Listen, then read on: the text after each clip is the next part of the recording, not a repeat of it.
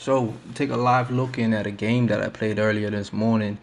Does that make it live? Maybe not. But anyway, so there are a couple of things I've been working on in the spread, and I was gonna lab it up in game. I didn't lab it as much as I wanted to because when I saw this dude's name, I remembered that he's like a top 30 player. So I said, you know what? I'd rather test out the stuff I have been using in Y off trips against a good opponent than to spend too much time labbing. I did lab a little bit, so I'll let you know when we get there.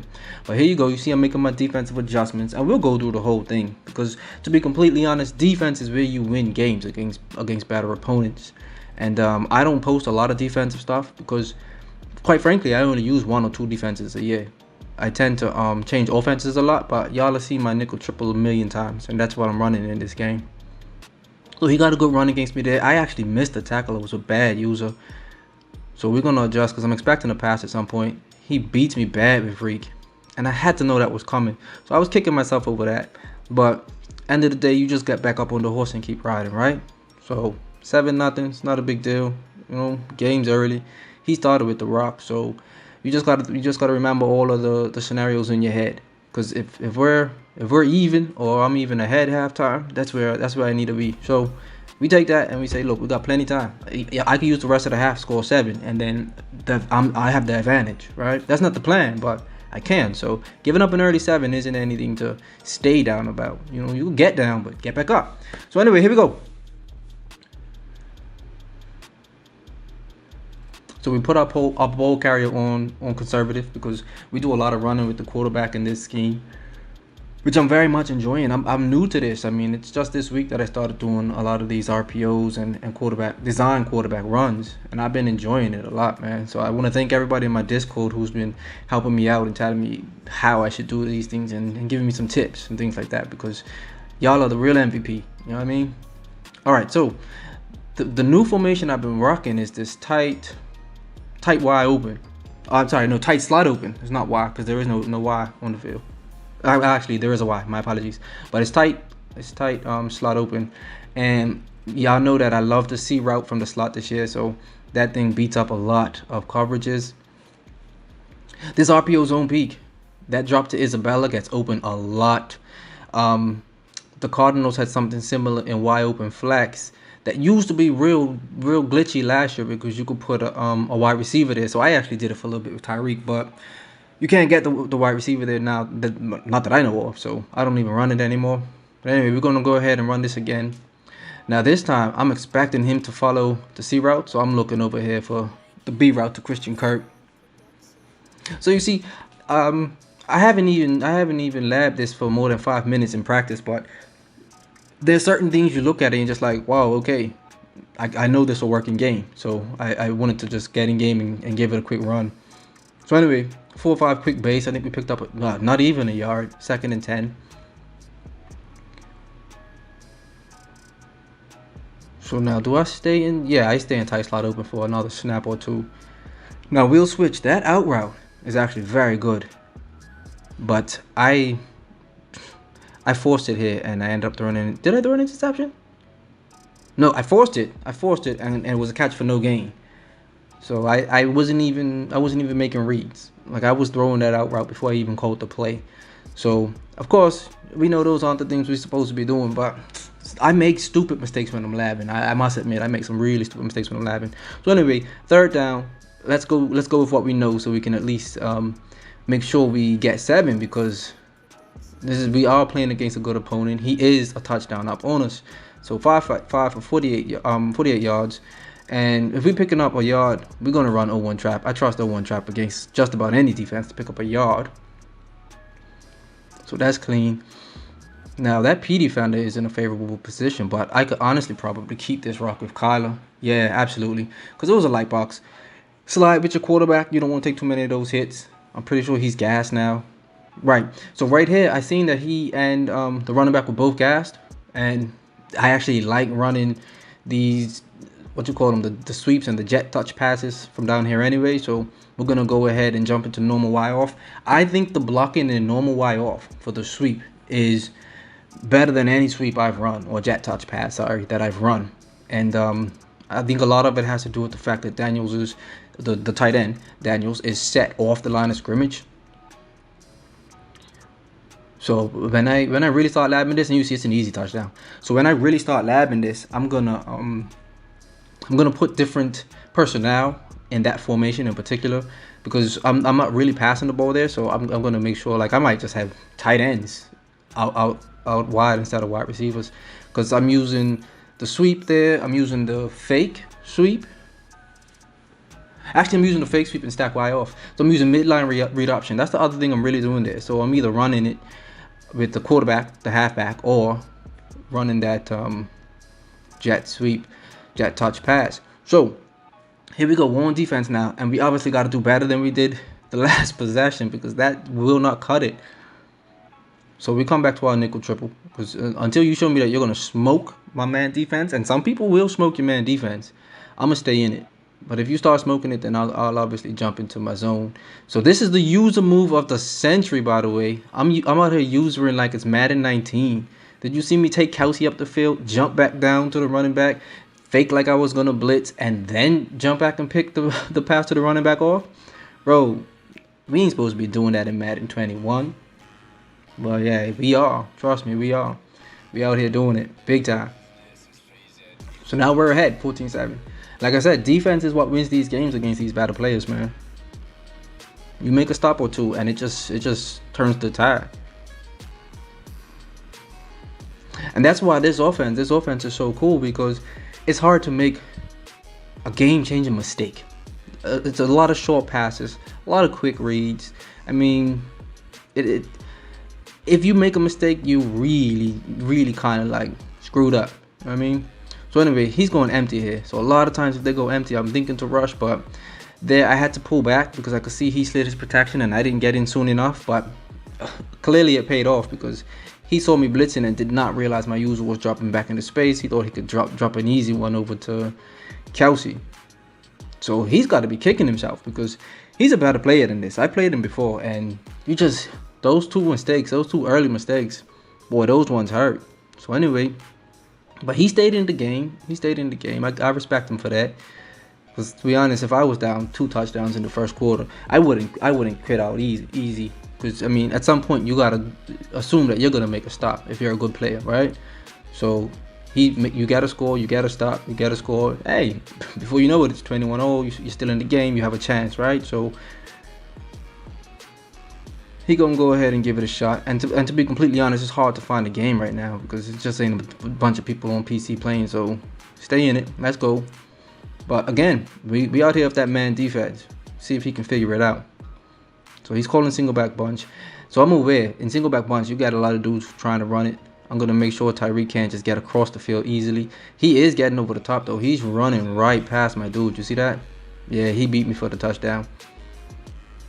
That's the thing about the Cardinals, is that the cornerbacks, the fastest cornerbacks are 91 speed, Alfred and Pat P. So they're slower than even, like, I mean, my Cowboys, I don't mind the Cowboys against the Chiefs, because we got a little bit of speed. We got like 93 speed, 94 speed. Now Isaiah Simmons is a 93 speed safety, and I've messed around with putting him at corner, but the truth of the matter is he's a badass user, and I would rather have him as a user and scheme around the slower cornerbacks. If he was like 98 speed, 99 speed, then I wouldn't have a choice but to put him out there on Reek. But he's just a little bit faster. I'm going to go ahead and use him. But we cool, because we're ahead, just like that. And you see, we end up getting an easy completion to the tight end. That P defender was nowhere to be found, so we just let that rip. And you can see the ball on these passes out of wide off trips, the ball isn't traveling in the air far at all. We're throwing 5-yard pops to the tight end. He's catching it and running it for bigger yards. So you know I got to get into that motion slide and see how he's defending it. Now Chris Jones, he was using the defensive lineman just now. He just threw my O out to the ground. So fortunately, I was able to get it out to Daniels real fast before Jones hammered Maury's head in. So he's coming back with Jones again. So if I see somebody on the D out like that, and I think there's even a chance I could run, whether it's with my halfback or with my quarterback or whoever, I'm gonna do it, because it's gonna get you off of the D out real fast. That D out use was good when you're going against passers. But I find that it's easy to run at. Just like in real life, how teams will run at a pass rusher. I find like a user pass rusher can get run at. So y'all know I'm gonna hit this hitch. You give me that space. I mean, you hitting the hitch for 7 yards. Free, easy passes. Like I said, the quick, the easy. Now that one was horrible pass.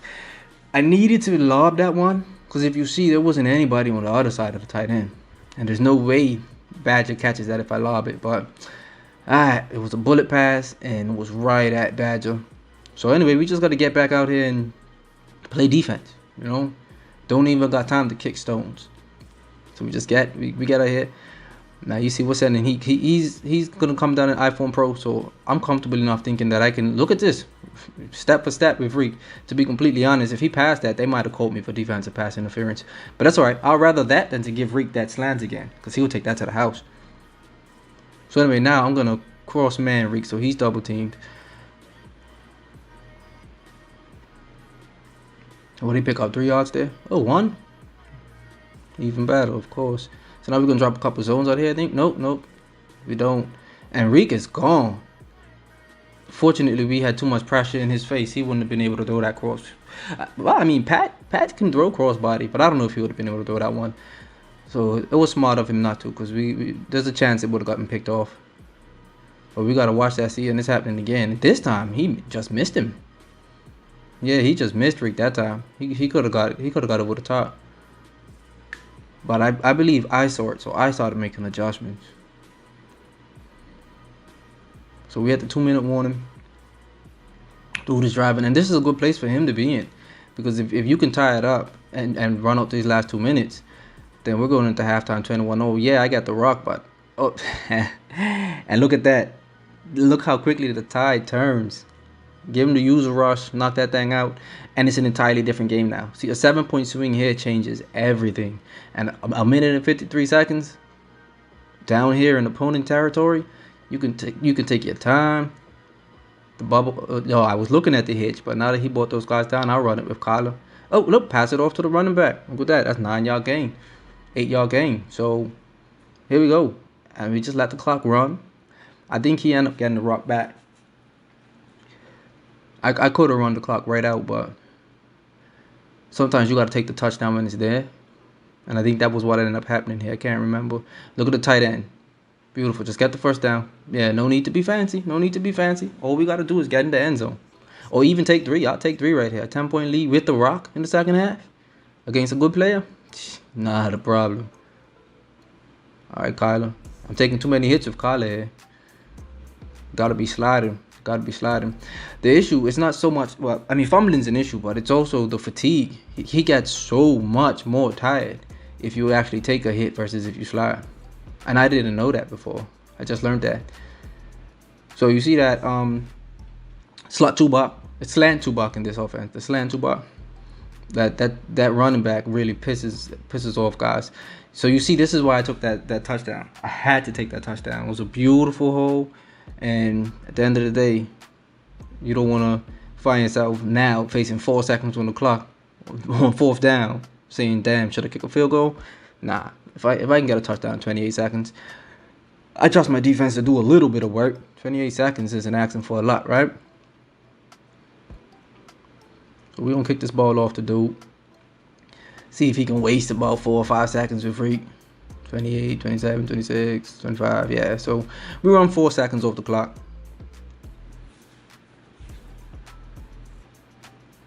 And I don't normally get into prevent so early, but to be honest, man, that Tyreek pissed me off. So I'm always going to get on the defender that's guarding the worst of the offensive players, if you will.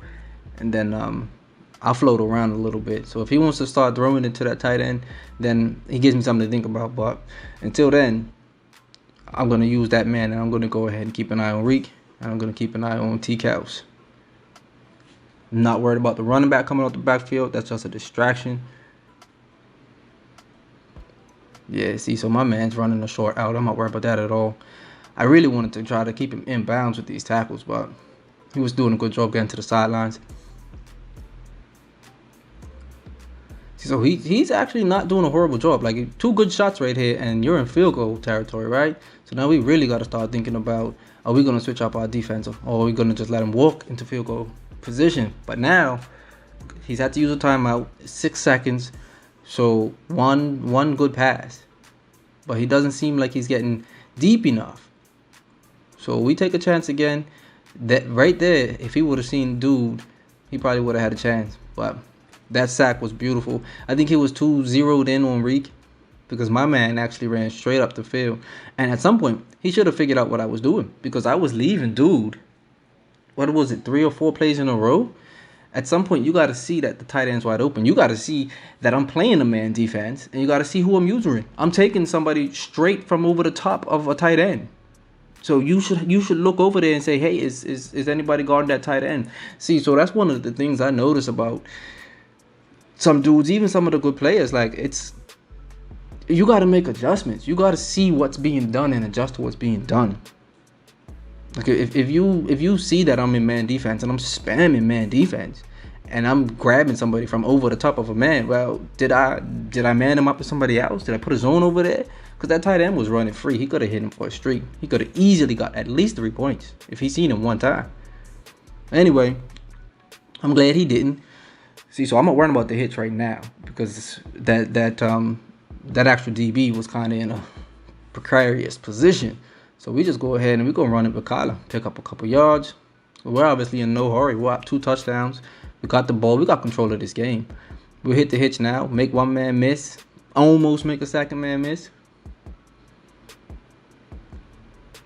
See, and you see, we're not doing a whole lot of hurry up. I'm not running the clock because I'm not a dick, but not doing a whole lot of hurry up. Just taking our time, letting the clock run naturally. This auto motion kills like 100 seconds anyway. We wanted to roll out, but we seen that we didn't have the edge, so we just dump it off to Daniels. Pick up our few yards, first down, keep the rock moving. We're still not slinging the rock 10, 15, 20 yards downfield. We don't need to. Easy passes, easy reads. Hit him with the trap. Took a false stat. That was a bad run. But yeah, 2 yards, I mean, you know, it is what it is. So there's a lot of field over the tight end. Nope, gotta run that. Yeah, the way the defenders ended up moving after the snap, there weren't any lanes that I was comfortable throwing. Now we see Kyler. Red. He's very, very tired. Boy might just drop the ball at the handoff, so we got to think about that. So we'll go ahead and just hit him with a quick jet touch pass. So give Kyler a bit of a break. And then the way the defense was set up, we figured it was better to try to run it with the running back. I think I picked up 4 or 5 yards, which wasn't horrible. Yeah, I picked up 4 yards. That's not horrible. But Kyler's still very tired. So you know what? We go back to our base offense and put in the backup. And watch what we're going to do with the backup. I'm not even going to tell you. No spoilers. Watch the backup. He going to just walk for a first down. That dude is not fast. That's the type of stuff pisses people off. Like, if somebody did that to me with that slow-ass backup, I honestly might have just quit. I'm down 2 touchdowns, and you got this dude that I never heard of just walking for 8 yards. Fuck that. Like, honestly, I might have been mad. But anyway, he stayed in the game, and he gave me another touchdown at some point, I'm sure. So let's see what happens. Run it for what? 2 yards was that? And I don't have a problem with 2-3 yard gains and all that. This is a stay ahead of the chains offense. You know what I mean? If you're gonna throw the ball for 4 yards, run it for 2 yards, and have a 3rd and 5, I'm not mad at that. So here we attempt to do that, the fake that I was talking about. Man, let me tell you, you're better off not catching this ball. I end up losing 3 yards. Yeah, see, it's the tight end that I really want on that, and then the halfback after, but I wasn't comfortable with either read, so I'd rather take a 3 yard loss or throw an incompletion, than to throw an interception. So we go ahead and take that. Now he's sending heat. If you're gonna go ahead and send all that off the edge, you gotta know where I'm hitting you, and the tight end has been a problem. So a double safety blitz. Don't cover the tight end. That's up to you. I'll take the points. So I'm pretty sure he quits soon. and he does one of those frustrated offensive drives. We've all done it. We're like, all right, I'm just gonna try to bomb the shit, and I'm gonna go for it, even if it's 4th and 100 from the 0 yard line. And who gives a shit? I'm just gonna play stupid because I know I'm quitting if I don't score a touchdown right now. And that's pretty much what this drive was. To be honest, I could just cut the game off, but it's just like a minute left, so I'll let it run so y'all can see what I mean. But this is the offense, and I mean, of course, y'all know the defense, y'all know the nickel triple, but this offense is really putting in work, man. Having a lot of fun with it. Like I said, that tight slot open, I'm gonna be working on that over the next couple days. So I'll put out some stuff. I know I'm planning on doing some goal line stuff, but goal line is goal line. Y'all know I love the digs.